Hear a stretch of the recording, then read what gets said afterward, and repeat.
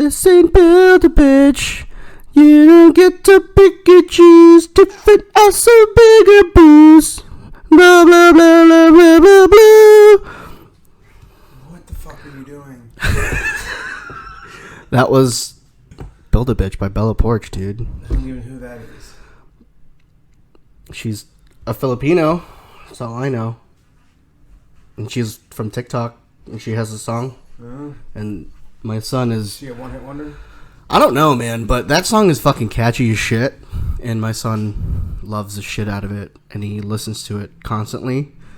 And Fortnite just added the emote to it, so like your character. Seriously, Cat?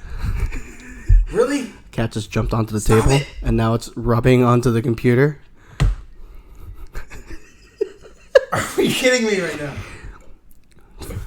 Get! He doesn't give a shit. He didn't move at all. He's still rubbing onto my body. He doesn't give a fuck. Look, You're drooling! What the fuck is wrong with you? We're so professional here. he doesn't give a shit, dude. That was sick. Anyway. Tight titties, dude. Tight titties. That's all that matters. But anyway, my son fucking loves that song, and Fortnite just put it onto that dance and song onto the game, so your character can, you know, dance and move around to it. Do I want to say that was one of the very first things that we did when we got home from camping, was to jump on the Fortnite and buy that dance and emote? No, I don't want to say it, but that's what happened. that is what happened. Yeah. Truth be told, that is legit what happened. Because you know what? I care about what my son wants, and I know that if he got that dance, he's gonna fucking lose his mind. And he did. He freaked the fuck out, and was so happy. Over a dance. Yeah. And plus, it was really nice to just be in the air condition over the past weekend. Yeah. Fucking Christ. Anyway, welcome to another episode of Dads vs. the World podcast. We have Kevin back again. Again, thank you so much, Bryce, last week, or a couple weeks ago, for covering.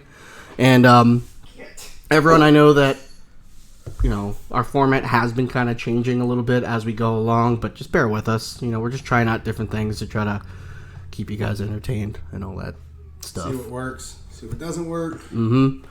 And, you know, we'll see what happens. But anyway, welcome to episode 9. And as you can tell by the title, we went camping this past weekend. We left on Friday, and we just got back today at our house. Yeah. Thank God. What was your thoughts on it, man? So I enjoyed the trip. Mm-hmm. I definitely, I don't know. It was really hot. That really sticks in my mind on how hot it was. It was like 90 degrees. Yeah, and like in the morning, our spot was like death. Uh-huh. Your spot was not so bad, but in the evening, your spot was death, and ours wasn't so bad. So we just went back and forth, and that seemed to work out. Right? It did, until we had to cook things, like slaving over the hot fucking fire while it's hot. Yeah. didn't exactly like feel good. And then like we're just bitching because it's like third world problems. Yeah. There are other fucking, you know, people out there who work outside for a living, like build highways. You know, we should make, you know, I know we have this podcast, but we should make a show about camping and how, like, you know how the people like to do this, oh, it's so good to go camping with your family, with your kids. It's so good. It's so fun. Here it comes. I mean, it's fun, but oh my God, it's not camping. I don't feel relaxed. I don't feel like I went and relaxed somewhere. Well, like camping normally feels like. I think the problem is that like kids today are so dependent on the internet.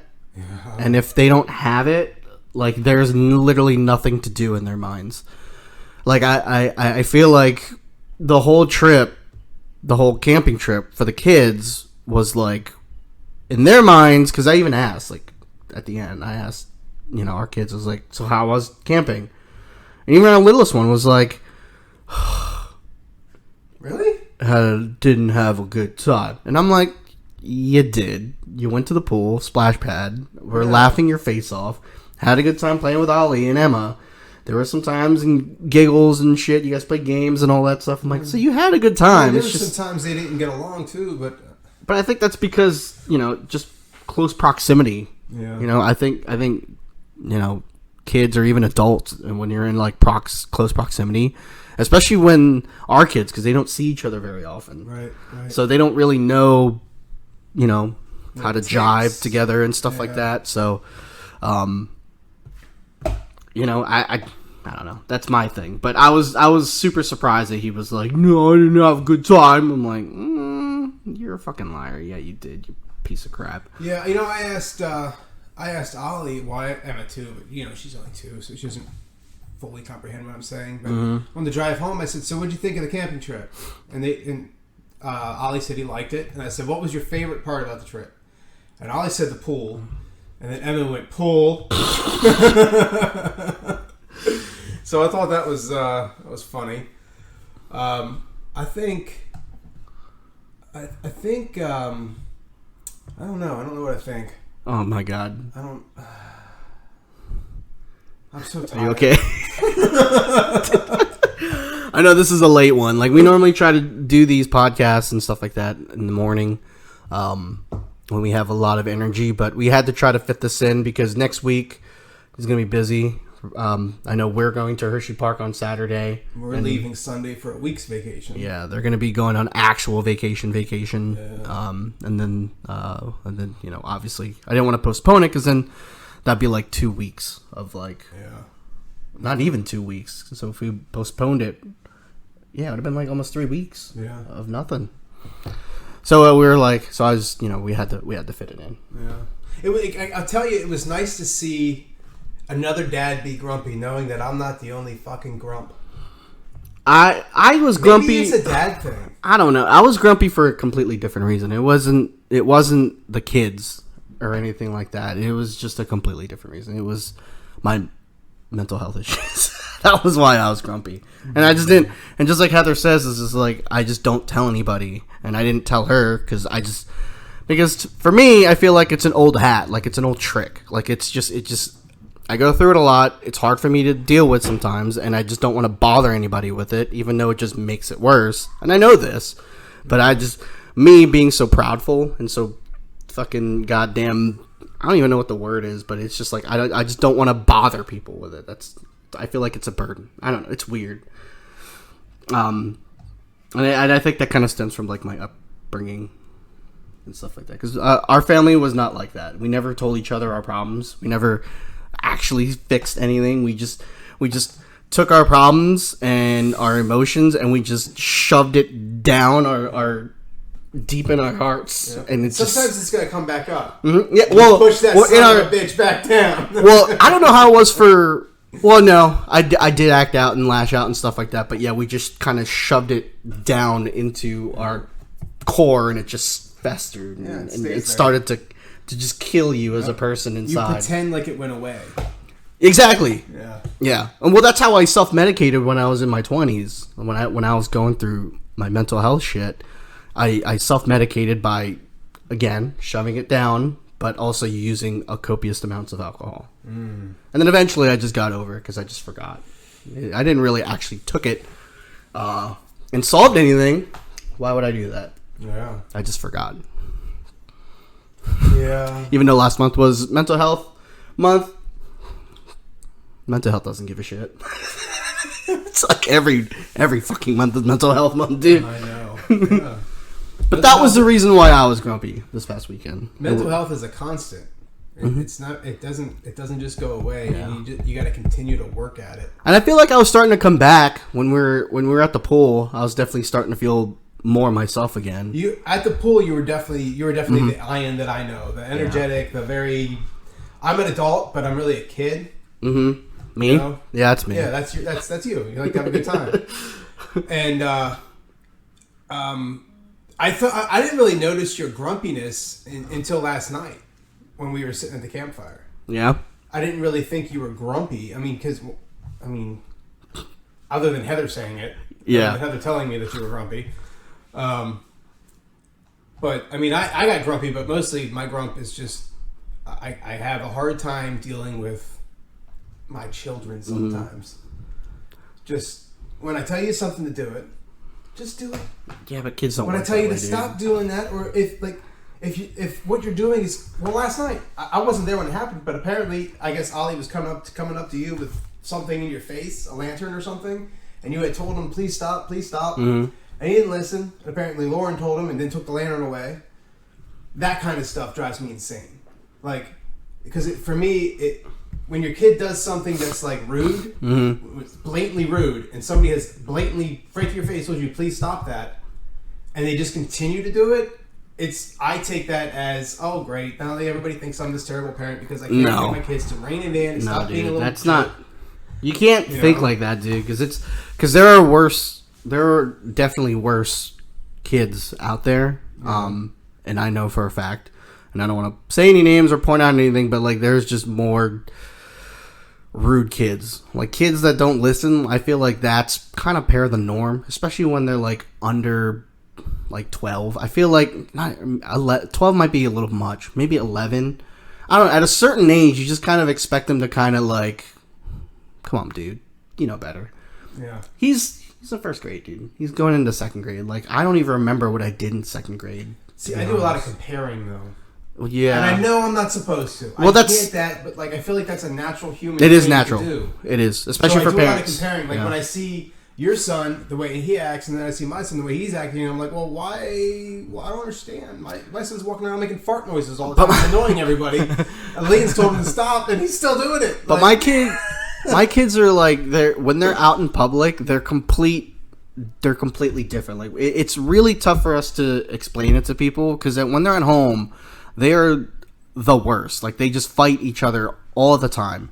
Like, and it's over like the dumbest shit. Like one could walk by another one and like make a noise, and then the one would be like, he made a noise at me, and then it just starts this gigantic fight. Like, it's ridiculous. And then like if they're upset, they throw fits just like how Emmy does. Yeah. They when they get put in timeouts, they get frowny and stomp around and stuff like that. Like, but yeah, it's not a big deal, man. If your kid was like punching me, like just for no reason, was having fun, was like legit reenacting the movie The Problem Child, and then it'd be different. Or if he was like Damien from The Omen, yeah, I will judge you. I will be like, what the fuck did you do to the Almighty God for you to spawn such a child? So, did you sacrifice someone to bring upon Lucifer onto the earth where it took form of your child? Because if so... We always go to Jesus. Do you just like to poke me? Why? Oh.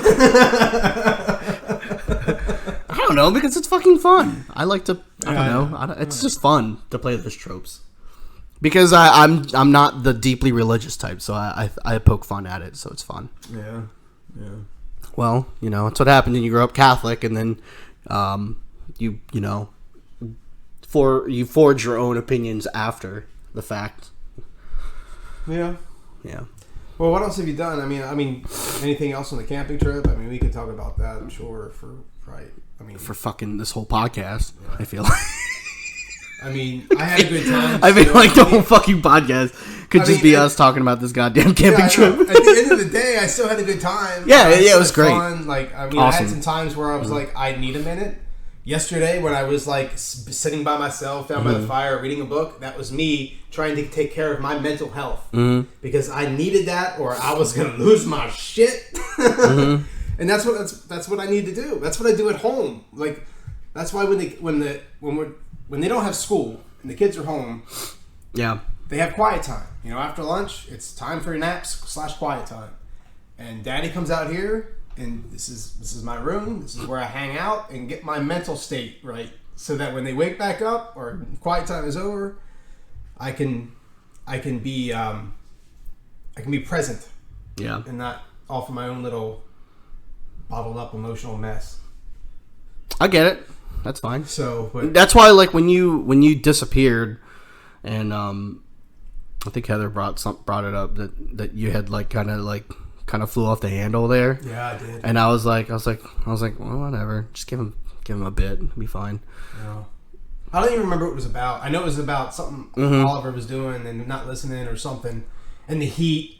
There was all kinds of things that make me get to that point.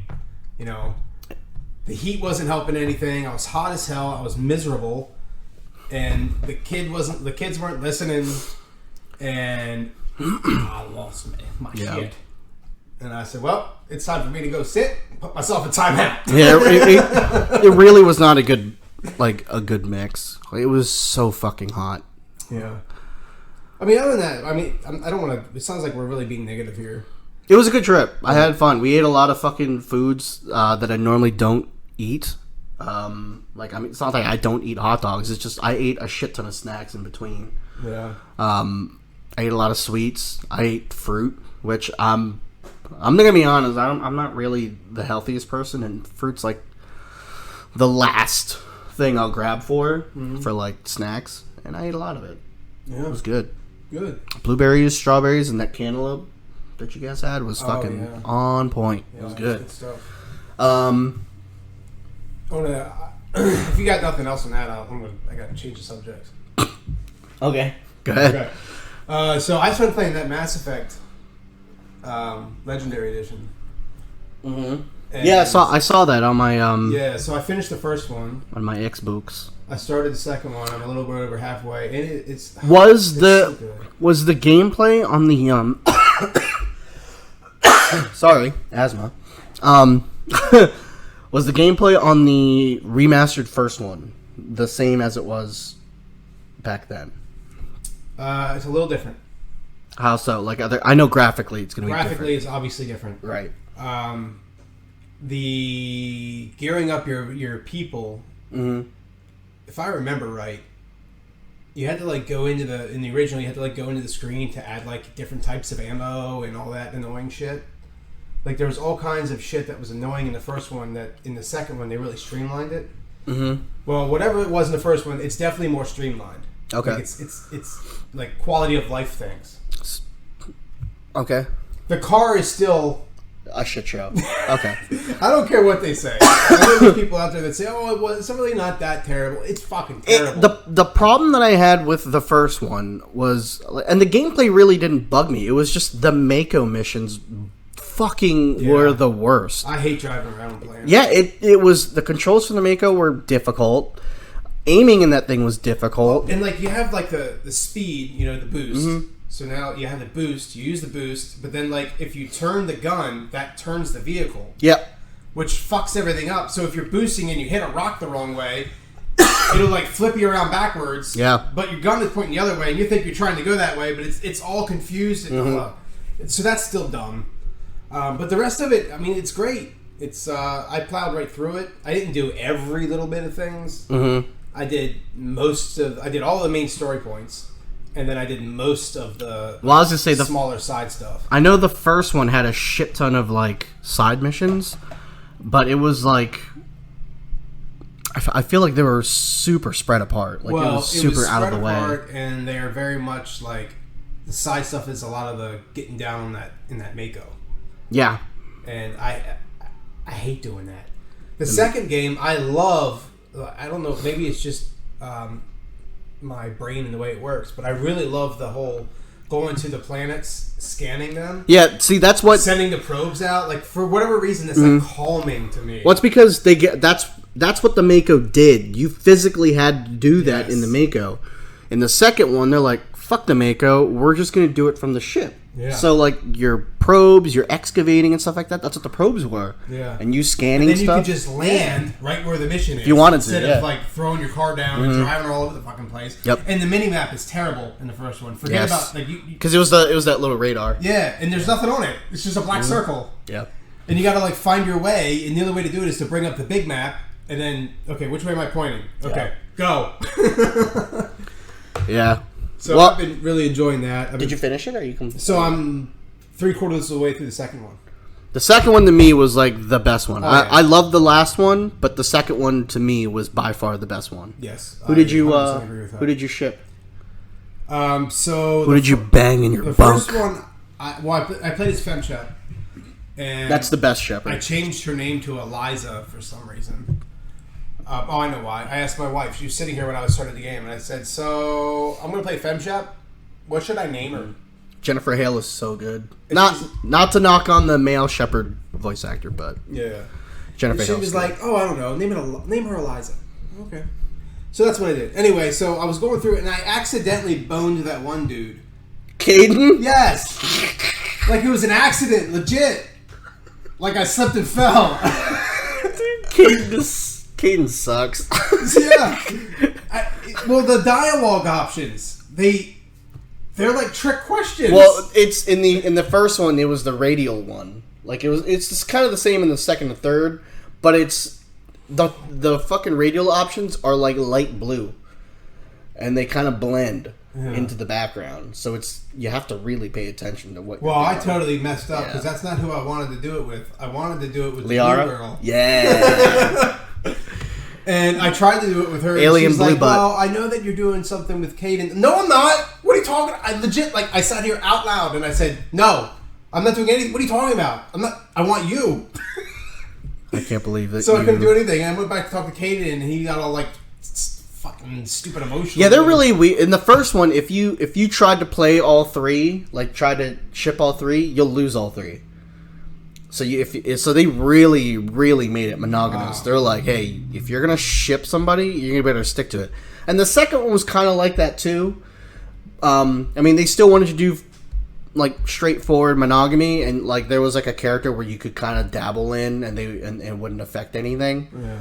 The third one, they just like fuck everybody if you want. Yeah. And that's what most people did in the third one. They just kind of fucking went around and just sling dick or vagina, you know what I mean? Yeah. Singing the D or the V. In the third one, they don't care. Do it. Sling it up. It's a buffet line, bro. So the second one, I don't know who I'm going to go after. I'm 3/4 of the way through now, but I don't even know if I can go for Liara now. In the second one, yeah, you can. Can you? She disappears. She's not on my ship right now. Yeah, because she's not a main companion in the second one. Yeah, why? Because I did her mission. Mm-hmm. I don't know what I can say and what I can't say. I don't know what's a spoiler or not, since it's like a rebought It's like game. 30 years old, dude. Like I know. So, no, it's in the third one that you can't. No, the second one. The second one you can't have her in there either. I did the Shadow Broker. Yeah. The second one she's not in there because she's not on my ship. It's the other two Asari that you can. But have. I still have 2 empty spots, so I think I'm missing Legion. Is he in the second one? Yes. So I'm missing Legion and T'Soni. No, not Liara T'Soni. The Samara? Mask. The girl with the mask. Tali? Yeah, I didn't pick her up yet.